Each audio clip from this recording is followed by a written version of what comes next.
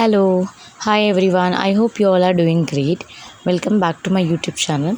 So, our today's topic is income from capital gain, and this topic is very easy as compared to other chapters. अभी ये वाला जो topic है, ये topic जो है ये बहुत सारे कोर्सेज में है, लाइक बीकॉम में भी है, बीएमएस में भी है, बीबीआई में भी है, देन बैंकिंग फाइनेंस में भी है और एमकॉम में भी है, देन आपके एमबीए कोर्सेज में भी होता है। ये डायरेक्ट टैक्स के अंडर एक कंटेंट है, एक चैप्टर है आई कैन से, और इसमें से आपको 15 मार्क्स का एक क्वेश्चन आता है which is very very easy. बहुत ही इजी है ये करने में, इट्स वेरी सिंपल, बहुत ही सिंपल सा है और मैंने यहाँ पे उसको काफ़ी इजी वे में एक्सप्लेन किया है। I hope you will like this video.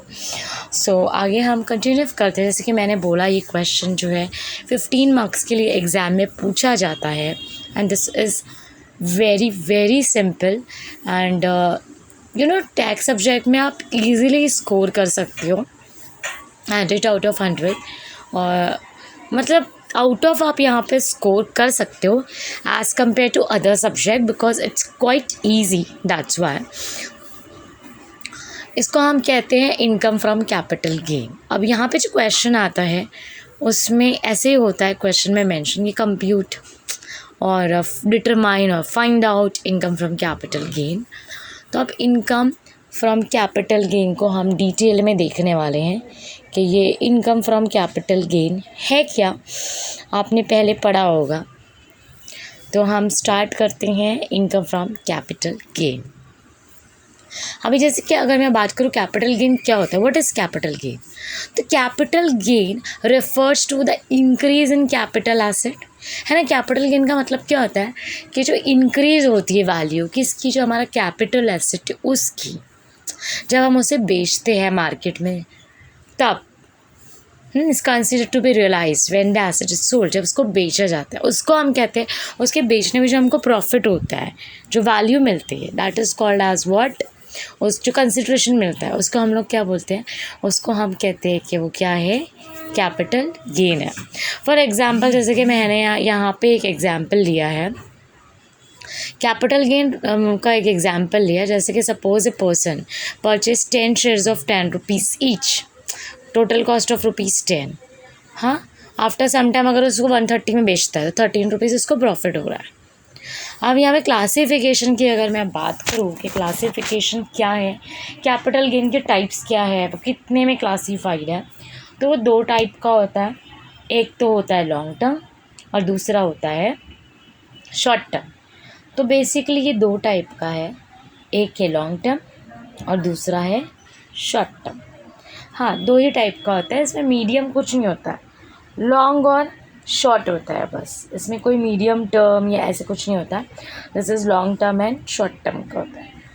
अब हम देखेंगे आगे कि लॉन्ग टर्म क्या होता है, शॉर्ट टर्म क्या होता है। आई एम श्योर सबको समझ में आया होगा कि कैपिटल गेन क्या है। तो कैपिटल गेन वो है जब भी हम कोई अपने कैपिटल एसेट को बेचते हैं, तो बेचने के बाद जो भी मुझे प्रॉफिट होता है, जो इंक्रीज़ होती है उसकी value, that is called as what, capital gain. अब ये 2 टाइप का होता है, एक होता है लॉन्ग टर्म और दूसरा होता है short term.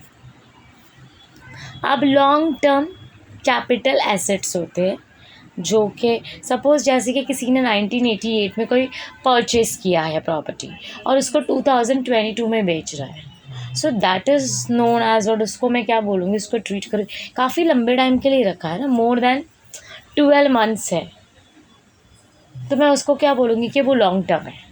That is known as what, long term, because that person hold that capital asset for a long duration of time, that's why I pronounce at what कि ये लॉन्ग टर्म है।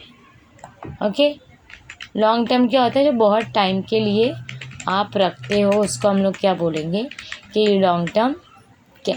अब यहाँ पे मैंने इसका जैसे कि एक्सप्लेनेशन दिया है कि capital asset that held for more than 36 month, है ना, 36 मंथ से ज़्यादा रख रहे हो या फिर 24 मंथ से ज़्यादा रख रहे हो और 12 मंथ से ज़्यादा रख रहे हो, तो as the case may be immediately preceding the date of transfer is treated as what, long term capital asset।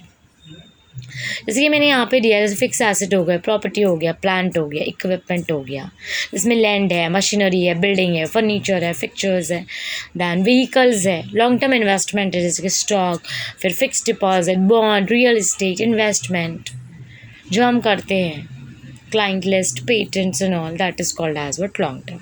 अब नेक्स्ट टॉपिक आता है हमारा शॉर्ट टर्म कैपिटल एसेट। अब ये शॉर्ट टर्म कैपिटल एसेट क्या होता है? सो यहाँ पे मैंने शॉर्ट टर्म और लॉन्ग टर्म कैपिटल गेन नहीं बोल रही हूँ, मैं एसेट की बात कर रही हूँ। अगर वो मोर देन 12 मंथ्स में हेल्ड करके रख रही हो, दैट मीन्स वो लॉन्ग टर्म है। ओके अब यहाँ पे मैं बात कर रही हूँ शॉर्ट टर्म कैपिटल एसेट की, कि शॉर्ट टर्म कैपिटल एसेट कौन सा होगा। सो कॉमन सेंस है, short term capital asset itself is showing और एक्सप्लेनिंग कि ये शॉर्ट ड्यूरेशन ऑफ टाइम के लिए होगा, है ना। Short term capital assets refer to any asset owned by a tax payer, जिसको टैक्स पेयर हो हेल्ड करके रख रहा है less than 36 month from the date of initial transfer. For example miss Rita, उसने परचेज किया बिल्डिंग जनवरी 2018 में and hold it for just a year. तो अगर वो लेस देन 12 मंथ्स है या फिर लेस देन 36 मंथ है, less than year in short and simple words, अगर लेस देन ईयर है तो that I will consider as a short term capital asset. समझ में आया ना? अगर 1 साल से कम के लिए रखा है तो उसको मैं शॉर्ट टर्म कैपिटल एसेट बोलूँगी। अब ये जो शॉर्ट टर्म कैपिटल एसेट का फॉर्मेट है, शॉर्ट टर्म कैपिटल एसेट एक समरी है, if held for 12 month, so security listed in a recognised stock exchange में होना चाहिए, कंडीशन है। फिर unit of equity oriented fund होना चाहिए, मतलब यूटीआई का, 0 कूपन बॉन्ड्स होगा अदरवाइज। फिर अगर 24 मंथ्स के लिए रख रही हो तो अनलिस्टेड शेयर होना चाहिए, तो तभी मैं उसको कंसिडर करूँगी कि वो शॉर्ट टर्म कैपिटल एसेट है। फिर जैसे लैंड है, बिल्डिंग है, और बोथ यूनिट ऑफ डेप्थ oriented fund and other capital assets, इन सबको मैं कंसिडर करूँगी कि वो शॉर्ट टर्म कैपिटल एसेट है अगर वो हेल्ड करते हैं 36 मंथ। अब यहाँ पे इसका फॉर्मेट कैसे कंप्यूट करेंगे शॉर्ट टर्म कैपिटल गेन। तो पहला मेरा पॉइंट टेबल बनाऊंगी मैं, पर्टिकुलर्स एंड रुपीज़। तो फर्स्ट आएगा मेरा full value of consideration. Consideration उसका मतलब सेल वैल्यू, जिसमें इसको बेचा, सेलिंग प्राइस, वो लिखेंगे। फिर उसके बाद में मैं इसमें से माइनस करूँगी ट्रांसफ़र एक्सपेंसेस। अब ये सब क्या होता है डिटेल में मैं आगे बताऊँगी नेक्स्ट स्लाइड में। उसके बाद मैं लेस करूँगी इसमें से कॉस्ट ऑफ एक्विजिशन। 2 कॉस्ट होती है, एक होता है कॉस्ट ऑफ एक्विजिशन और दूसरा होता है कॉस्ट ऑफ इम्प्रूवमेंट। अब मैंने इसमें से ये मतलब माइनस किया, तो अब अगर मेरे को वो मिल रहा है, suppose less than a year अगर वो है, तो मैं इसको कंसिडर करूँगी कि वो शॉर्ट टर्म कैपिटल गेन। अब फुल वैल्यू ऑफ कंसिडरेशन क्या होता है? तो फुल वैल्यू ऑफ कंसिडरेशन जो होता है वो सेल वैल्यू होती है कोई भी एसेट की। जब हम उसको बेचते हैं तो जो अमाउंट मिलता है बेचने के बाद, जो हमको क्लाइंट देता है बेचने के बाद, उसको मैं बोलूँगी कि वो क्या है, full value of sale consideration है। और ये ग्रॉस सेलिंग प्राइस होगी इसकी। कंसिडरेशन का मतलब होता है बेनिफिट, मतलब जो मेरे को प्रॉफिट मिल रहा है, that is called as what consideration, जो मैंने बेचा है। ओके अब नेक्स्ट पॉइंट है ट्रांसफ़र एक्सपेंसेस। तो ट्रांसफ़र एक्सपेंसेस क्या होता है? ये एक्सपेंडिचर होता है, खर्चा होता है जो हम सेल करते वक्त या ट्रांसफ़र करते वक्त किसी और के नाम पे ये बेयर करते हैं। It includes like brokerage charges, जैसे कि ब्रोकरी देनी होती है, या फिर रजिस्ट्री चार्जेस होते हैं जब आप घर लेते हो फॉर एग्जांपल। एक्सपेंसेस होते हैं एसेट को बेचने के टाइम पे। इक्विटी शेयर्स में units of equity oriented mutual funds होते हैं जहाँ पे एसटीटी जो होता है वो पे करना पड़ता है। तो ये इसको बोला जाता है ट्रांसफ़र एक्सपेंसेस। अब आता है कॉस्ट ऑफ एक्विजिशन क्या है? तो कॉस्ट ऑफ एक्विजिशन का मतलब होता है कैपिटल का एक्सपेंस। जब उसको उसने एक्वायर किया होगा, मतलब ख़रीदा होगा, उस टाइम पे उसकी वैल्यू क्या थी, तो इसमें परचेस प्राइस को हम लोग कंसिडर करते हैं। और जो भी एक्सपेंसेस होते हैं उसको भी इनकर्ट करते हैं, जैसे स्टोरेज हो गया, रजिस्ट्रेशन हो गया, एंड सो ऑन। तो ये सारे क्या हो जाते हैं, इनको बोला जाता है कॉस्ट ऑफ एक्विजिशन। उसके बाद में कॉस्ट ऑफ एक्विजिशन को कैलकुलेट कैसे करते हैं, तो ये फॉर्मूला है index cost of acquisition is equal to cost of acquisition, मतलब जब उसको परचेज किया है वो value, into cost inflation index of the year of transfer, मतलब जब उसने ख़रीदा था उस टाइम पे इंडेक्स कॉस्ट क्या था। अब ये इंडेक्स कॉस्ट का एक सेपरेट एक्सप्लेनेशन मैं बताऊंगी। फिर हम डिवाइड करते इन्फ्लेशन इंडेक्स जो होता है उससे। अब आता है कॉस्ट ऑफ इम्प्रूवमेंट। तो कॉस्ट ऑफ इम्प्रूवमेंट क्या होता है, ये भी एक्सपेंडिचर होता है जो हम इनकर्ट करते हैं, ऐसे इनकर्ट करता है। जैसे कि अभी 1 BHK है फ्लैट सपोज, तो मैं उसमें ऑल्टर कर रही हूँ 1 BHK का मैं 2 BHK कन्वर्ट कर रही हूँ, बड़ा है सपोज वो, तो जो मैं ऑल्ट्रेशंस की है 1 का 2 बनाया, सो that is called cost of improvement. या फिर थोड़ा सा टाइलिंग कर दी या फिर फ्लोरिंग कर दी, तो ये सब। अब शॉर्ट टर्म कैपिटल एसेट क्या होता है, तो short term capital asset means what, any asset which owned by tax payer, हाँ, less than 36 month or less than 12 months, that is called as what, short term capital asset. Is that clear everyone? Anyone have any doubt? If you have any doubt, please mail me on my given ID, or else you can ping me on WhatsApp, or else you can comment in section box.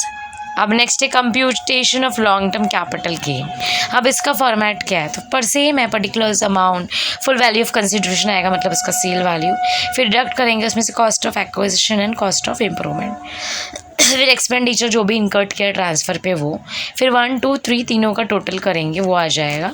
फिर next point है सी, उसमें से हम balance minus करेंगे A-4, तो exemption जो है under section 54A-B-D वो आ जाएंगे, बी कौन से मैं आगे बताऊंगी, और नेट बैलेंस मिल जाएगा लास्ट में।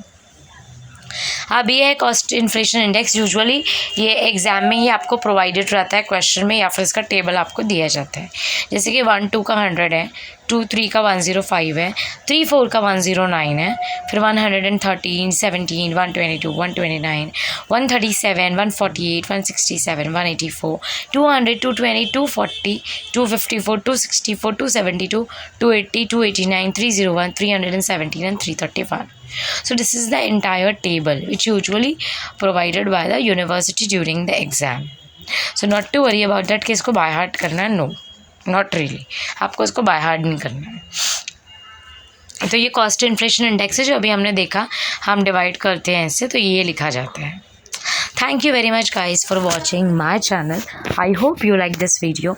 If you like this video, please like, share and comment, and don't forget to press the bell icon. Thank you. See you soon with the new video. Thank you so much.